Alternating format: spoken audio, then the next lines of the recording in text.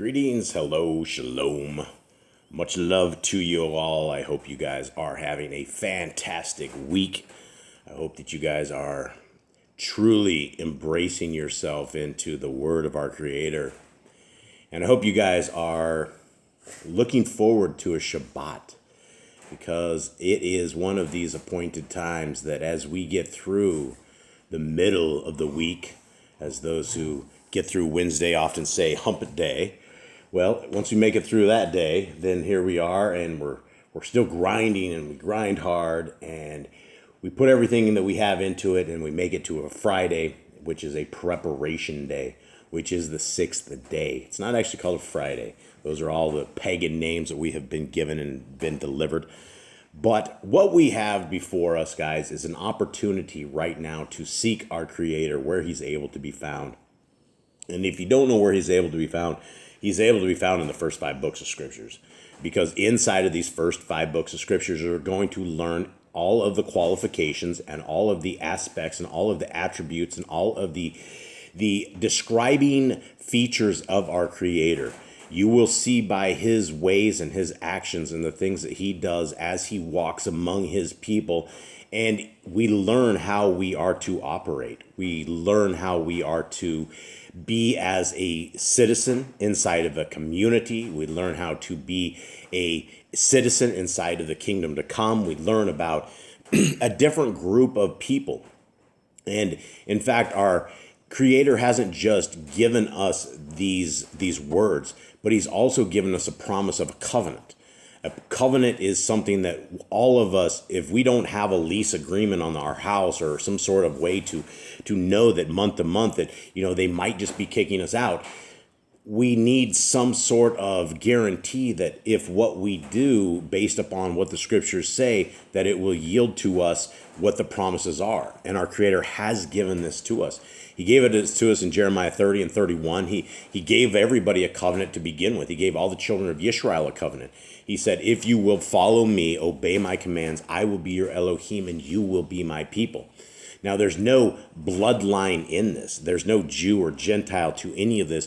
There's no religion to any of this. All you have to do is to be a participant and seek the Creator by obeying His laws, statutes, and commandments and getting in line. And that fulfills a piece of our covenant. This is what we do. And the other piece of it is that our Creator says He will walk with us. He will be our Elohim. He will guide us. He will be the one who delivers us a Savior who was His Son, Messiah Yahushua. He's the one who will give us an exodus out of this crazy world that at some point there's going to be a second exodus whenever this comes. But right now what you guys can see is you can see you can see a new world order takeover. You can see the powers of evil that have basically are in compliance with everything that is going on. They are all in sync. Every government around the world, even though you're hearing rumors of wars and things of this nature, a lot of it is orchestrated. A lot of this is the banksters that are doing this. It's a grim time that we have to be alive right now. And it is an exciting time that we have to be alive, because these are the times that we are to look for. Rumors of wars, earthquakes in all these various places. They're burning off the West Coast U.S. right now.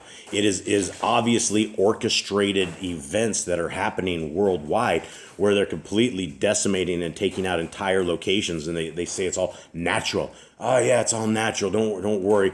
Wind blowing in 3 separate directions, crazy radar stuff coming out of Area 51, anomalies that nobody has ever seen, and fires like nobody has ever seen before, unless something has completely been orchestrated and put together. And the thing is, they've all told us about Agenda 21. They told us about smart cities. They told us about these 15-minute cities where everybody who lives out to the places that just got burned off will all have to go into the big mega cities that they're dreaming of in the future. And so here we are with a takeover of evil across the world, everybody worshiping Lucifer openly. So here we are as a people that have an opportunity to be the minority, to be the few, the chosen, the ones who are willing to bend their knees to a higher power. And I'm not just saying bend your knees in prayer. I'm saying bend your knees in the understanding that we live under a rule system that our Creator wishes us to abide by. That's what the laws of our Creator are. And we've been lied to. When people are like, "Oh, this is bondage, this is torture. You can never keep the laws, Jason." Why? Why can't you keep the laws? Can we keep them perfectly? No, we mess up. We are humans. We do evil things. And that's what we're called not to do. We're called not to be evil. And so the greatest thing that anybody who's just barely coming into Torah keeping can do, number one, is to read the Torah. First 5 books of scriptures, 5 times slowly, as a love letter from our Creator to you. The second thing that you can do immediately right now is to get ready to keep the 7th-day Shabbat. In 2 days, when they call Saturn Day, it is the 7th day. That is a day of rest that our Creator has told us. You don't work, you don't cling, you don't cook, you don't do anything. It is a day that is just for rest. And so if you are willing to start this covenant path, this is what it's like. And I know for a lot of you guys out there, it's confusing. I know a lot of you guys are coming out of Christianity. You've been brainwashed for so many years. And a lot of times people are either, they click right off of this, or they listen and it challenges their what they believe that they know. And if we believe things that are not in scriptures, then we need to realign our thinking. And that always comes down to the big Trinity. People believe that the Father and the Son and the Ruach HaKodesh are one big happy egg. And that doesn't work like that. They believe that when our Messiah says he's going to sit on the right hand of his Father, that somehow the Trinity has spawned this, right? It's the Father and it is the Son. It is the perfect gift. It is the Father that has designed us, given us the rules, given us the set of rules, beautiful rules for our lives that can govern our lives in a way that is anomaly to the rest of the world. We need to be these people who are loyal, because why would you guys want to be loyal to the hands of the devil? If we are not serving Elohim Most High, then by default we're serving Satan.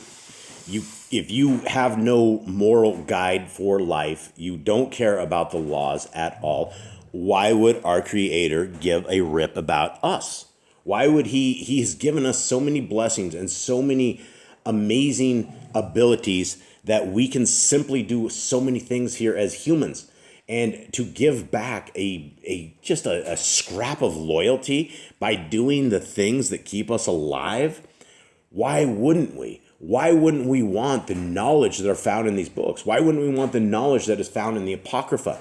Inside of the Apocrypha, we are told amazing things. We're told about the actual beginnings of the world and how things are formulated and how things work in our system. And if you go by the book of Enoch, which I believe is absolutely scripture without a shadow of a doubt, we're not a bunch of monkeys spinning on a ball. Think about that. Take a volleyball and dump it in water and spin it around 1,000 miles an hour. What happens to that water?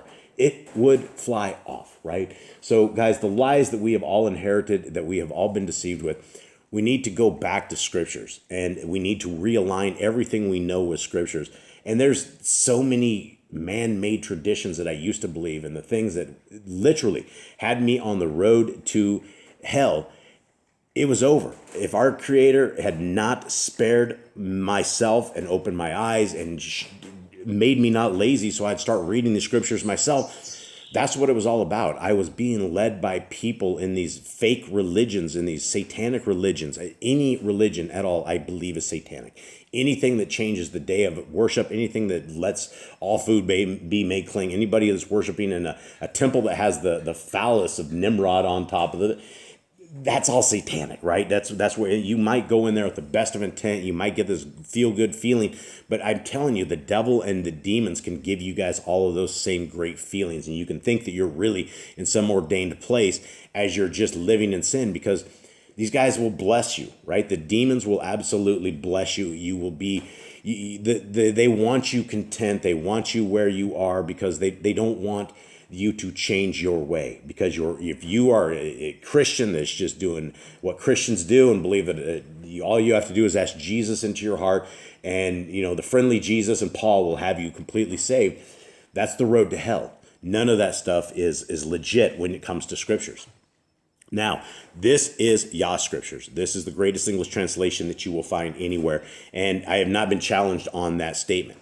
This is a hybrid of the ISR. And the ISR, for those who don't know, I believe it's the TS 2009. It was a good version, but just like the Hallelujah Scriptures, they never finished it. And so when you don't finish it and you don't proofread it and you don't go through it, then there is a tremendous amount of errors and things and fixes that should have been done there. But that is where the Hallelujah Scriptures went, and they stole their uncompleted work, and then they just did a search and replace and got the Paleo Hebrew names into it. And so what we have done with Boss Clan is to attempt to stop a grifting unit like the Hallelujah Scriptures, who has stolen millions and millions and millions of dollars from Torah keeping people for 13 years, as well as they have not delivered a single, and they're not delivering, I'm not going to say single scriptures, because I know there have been scriptures that have sent into prisons, but for what they tell people that they had a prison ministry, there's nobody in these prisons that have ever seen the Hallelujah Scriptures. It's very, very rare, if ever. And the Hallelujah Scriptures, how I met all the guys I talked to right now, is because they were all in a box. They were in a box of letters that had never been opened. They didn't care. And they tell their postal people, don't worry about them. If you guys end up with letters, just don't worry about the letters. And so that is how they've been operating. And so this is why we focused 100% of everything that we do into the prisons. Nothing with Yah Scriptures supports my family at all. Nothing. We have our own outside support. We take care of ourselves. We do everything we have. And we were not going to cheat the hand of Yah. We are not going to cheat him and take from him and steal from them, because what we've been able to do is to find a tremendous amount of brothers and sisters. And we have thousands and thousands and thousands of dollars of free scriptures into our brothers and sisters in chains right now. And you can see the effects that people are doing. When you, first of all, care enough to send them a ginormous scriptures, and then you care enough to sit there and coach them on Torah. And if you guys think I'm coaching you guys on Torah, it's like turned up 150% when I'm sitting here typing up these emails. And so it is an amazing thing that we have with Yah Scriptures. And so if you guys want to purchase one of these, this is a limited edition print. The new ones are still being built, but we will have them. We're actually going to do a pre-sale on them probably in a month or so, where we will have what we believe is going to look like the final version. And for those who want to get the small paperback version, we will have that available. And so I don't know, it might be 6 months before we have these in our hand, but this is the plan for this. And the smaller version scriptures will allow us to get triple, quadruple, just an amazing amount of scriptures into the prisons, where it's small, lightweight, it's portable. It is, you guys know the Big Blue Book is the Big Blue Book. It's literally bulletproof for low caliber guns. You're not going to shoot an arrow through this thing. And so it is it's something that's the progression of our ability to spread the word. And so what you're looking at is this is a limited edition. When these are gone, I have no idea if y'all will ever have us get these out again, this exact same thing. So this is large print. This is for a reading marathon. This is where you guys can just read and read and read and read. Hopefully your eyes don't, tear up and go bad. This is the truth. It has 103 books. You will never find another book more complete with more love that has had the edits and the fixes and two okay manuscripts put together for what I believe is the greatest English translation that we have been with. And so, guys, it is available now. It has all the name of our Creator restored. No longer does it say God, Lord. All of those things are completely gone. No longer does it say Jesus, it says Yahushua, and it has it in his Paleo Hebrew name. I know some people say it's Yeshua or Yahusha. This is what we see, and when we meet our Messiah and he can give us the exact name, then we will figure this out. But I think Yahushua, I think, is very close because it has the name of his father. But of course, that's English as I'm saying it. So, guys, this is available right now. Let us get into our reading right here. And for those who do not know, this is a Google app. It's 100% free of charge. You can get it at yahscriptures.com. Go to the downloads, and it's an APK for any kind of Google phones, tablets, anything of the sort.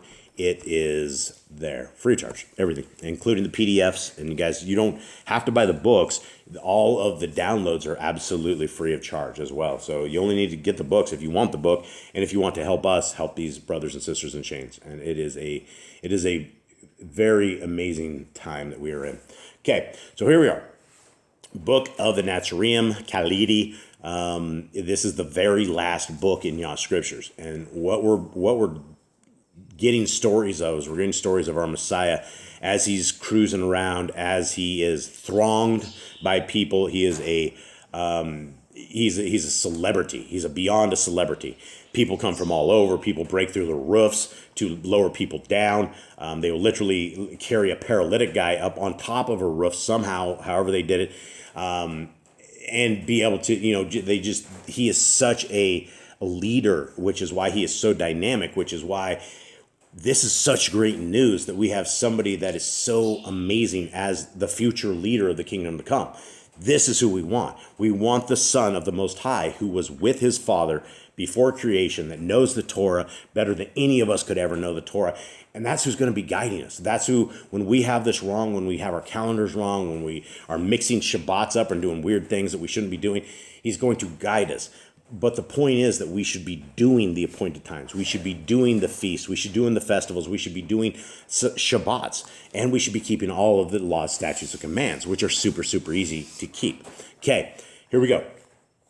When the boat drew into the shallows, and this is Messiah's on the boat, obviously, with his people, and some of those with Yahushua went to get food. And a crowd gathered around him. So Yahushua told a parable often repeated.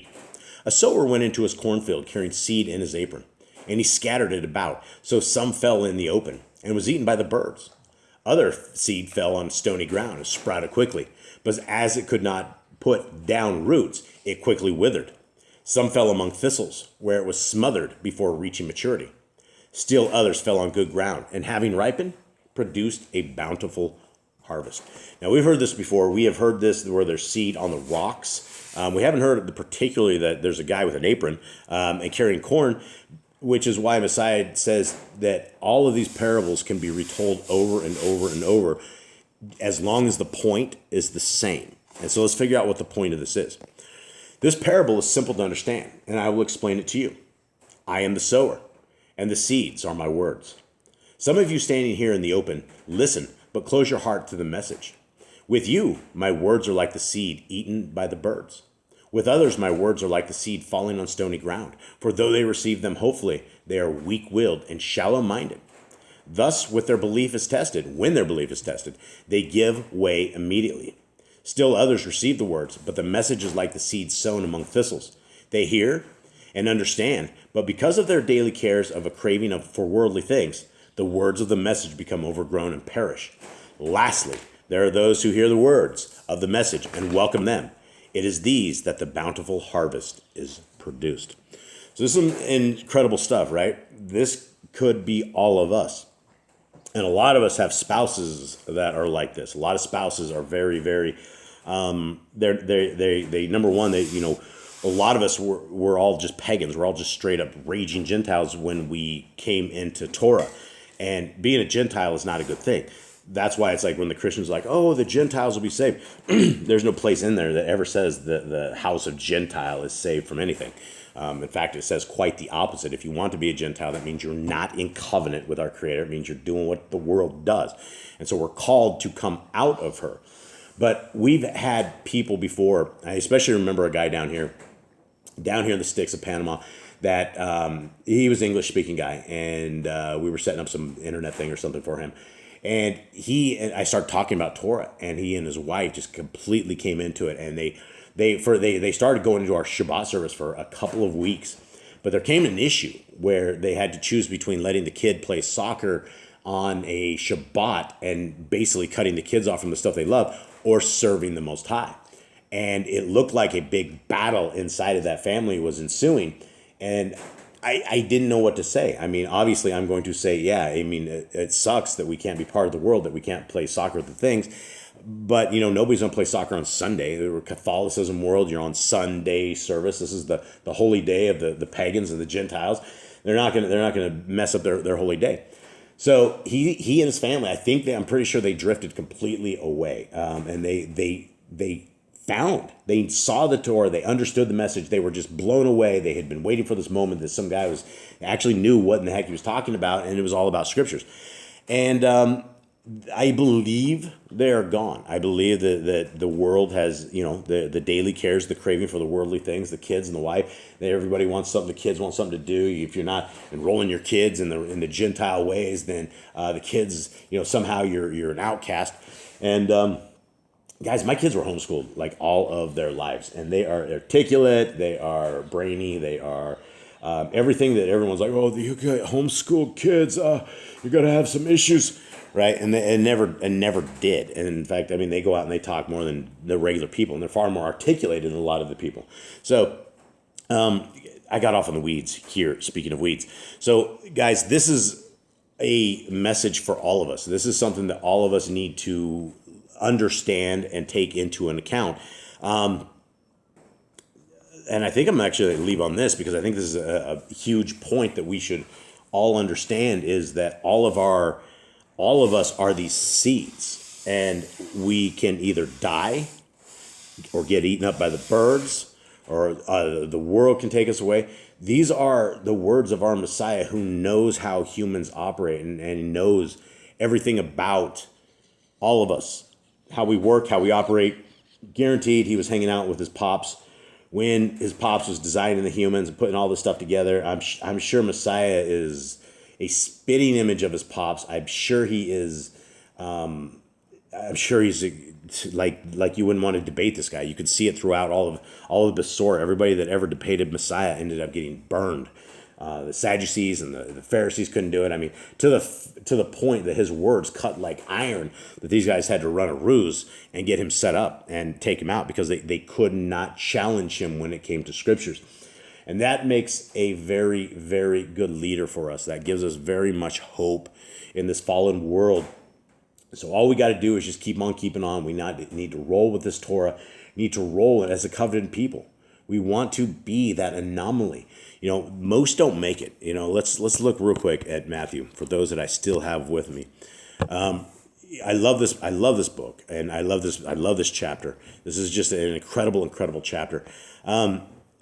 The one of the biggest things, right? Enter in through the narrow gate, because the gate is wide and the way is broad that leads to destruction. So we have a big wide gate, and it seems like everybody at some point makes it through that gate. But then the road off of the side of that, people fall off. They just, it's washed off. There's all these other things outside of what they should do. And guys, there's no greater thing that we can do in our life than celebrate our Creator. Celebrate him by giving back to him, celebrating his ways and his wishes and the things he built. Just go outside, touch the grass, look around, look on the outside, and experience his incredible design and engineering that has, they can zoom in really, really close on a stick of grass.